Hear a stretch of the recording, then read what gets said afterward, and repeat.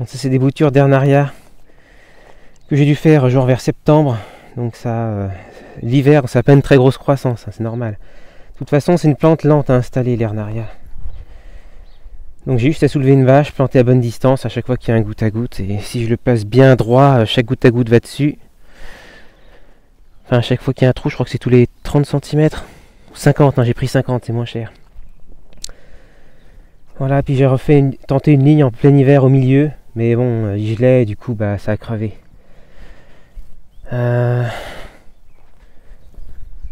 Du coup, j'imagine que faudra que je vous montre un jour le truc avec les ficelles, là où toute la ligne est soulevée en même temps en tirant une ficelle. Je vais tenter les carottes là. Un semis de carottes dans l'Ernaria cette année, j'ai envie de voir ce que ça donne. Et sinon, quand je mets pas de bâche, alors j'ai tendance à laisser la Véronique, elle est facile à vivre. Le Gaillet, bah, tout ce qui est facile à déraciner. Le pire étant l'herbe. Le liseron, on va passer encore.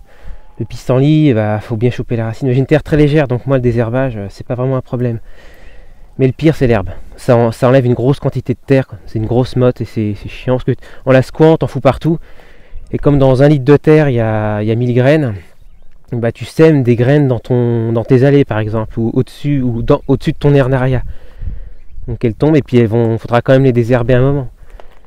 Si tu arrêtes de désherber, c'est que c'est tout le temps à l'ombre, mais il y a quand même des plantes qui vont germer. J'ai mis plein de poireaux vivaces. Tout ce qui ressemble à de l'herbe, c'est souvent du poireau vivace. Ce qu'on voit là-bas, là, c'est du poireau, tout ça. Donc le poireau, c'est clair que ça marche, mais bon, c'est la racine la plus profonde, donc j'ai pas fait un... C'est pas très pertinent de dire que je fais du poireau, comme vous voyez, dans l'Ernaria, quoi. Évidemment que ça marche. Bon, j'ai tenté d'autres choses. C'est vraiment très pertinent. Après, pour les grosses cultures, il faudrait une machine qui souffle pour soulever la ligne, ou sinon une histoire de corde, et un truc qui sème, et un truc qui le rabat après derrière. Et à force de désherber, il y a de moins en moins comment dire, il y aura toujours un problème de taupinière.